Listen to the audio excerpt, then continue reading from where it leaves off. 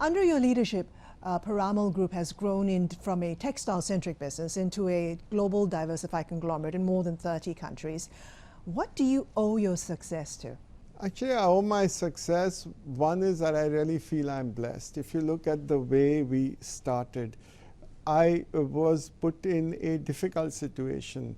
My father died when I was 24. My brother, who was elder to me and was the chairman of the group, died when I was 28.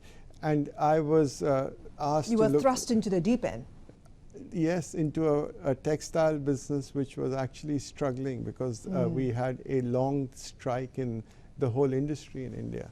So I was blessed that somehow or the other we went into pharmaceuticals. I have people, really good people who advise me and have surrounded myself with really good employees and good people, so we could get into a high growth area, pharmaceuticals. But what's also more important, I think, is that we've always followed a ethical and value-based approach. I cannot say how important this has been. This has meant that, you know, as we've grown through a lot of acquisitions, and people have always come to us first as a port of first call, and we've always paid less than what other competition is willing to do. It's because of, again, these values that when we sold out to Abbott in 2010, we could get what is still now the highest valuation for any branded generic business in the world. And therefore, I think at the end of the day, it's only this that makes a difference. You're one of India's best known industrialists and one of the wealthiest in the country. Where do you get your entrepreneurial and business instincts from? Is everything based on gut? It's not the entrepreneurial instinct. Some of it is gut. Maybe I'm born in a family which was in business, but that's not only gut. I think it's just what I believe in is that rather than, there's a lot of noise around business. There are lots of reports, there are a lot of detailed stuff, but sometimes we miss the essence. And that's what, to try and simplify business decisions, I think that is where. So you can see through all the noise and the clutter. Correct. And make a good investment decision. Most times, yes.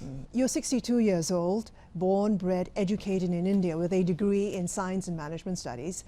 You spent the last 2 decades growing Piramal Group into a diversified conglomerate with interests in healthcare, pharma, real estate, financial services. How would you describe your leadership and your investment style? I think my leadership, you should ask the people who are around me what it is. But I really believe that it is the values that we have. That is what I emphasize with the people. The people we select are in alignment with our values. And then we have people and give them a lot of responsibility. Let them be true entrepreneurs. Let them make mistakes. That's how we grow. Also, the leadership style is always to continuously take risks within, of course, certain boundaries, to be contrarian, not necessarily follow what everybody is doing. Not contrarian for the sake of being contrarian, but to see that, as we say, to travel the path less traveled, because that's when you can really make money. Your immediate family works with you in the company, manages various parts of the group. Your wife, for instance, is the vice chairperson. Your daughter looks after the human resource of the company, while your son runs a real estate business. Is the intention to have leadership and control of the company within the family? I think our family is very clear on that yes, we will have leadership in the sense of the share ownership. Our family has, we don't sell our shares, we only keep reinvesting in our business because we believe in it. But my family, both my daughter and my son going ahead, realize that whatever is in the best interests of all our stakeholders, whether it is our shareholders, whether it is our employees, customers, and society, they will do that. I think they are smart enough to know that if you need good people to run it who are better than they are, they'll be happy to get them as well. And though it is in that sense of majority business owned by the family, and some of our other businesses are fully owned by the family, but we still, I think, encourage professionalism, because we realize at the end of the day it's in our own selfish interest to see that the values of the value in the business goes up. You're 62 years old, still rather young. Who are you grooming within the family to take over from you? Both my daughter, who actually in addition to the human resources also runs a OTC business, quality, risk, several other areas, and my son, both of them are highly qualified.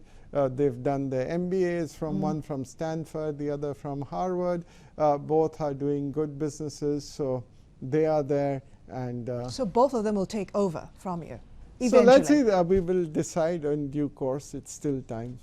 And finally, you're one of the wealthiest in the country with a net worth of over $5 billion. What sort of business empire do you want to create in the next 10, 20 years? What is your vision for Piramal?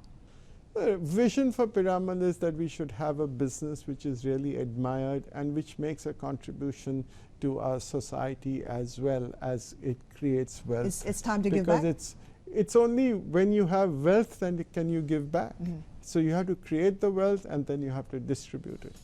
Mr. Piramal, thank you so much for talking to me. My pleasure. Thank you, Christine. And that was Ajay Piramal, billionaire chairman of the Piramal Group. Hope you've enjoyed the program. Do check us online at managingasia.cnbc.com for more exclusive leadership insights. Until next time, I'm Christine Tan. Thanks for watching.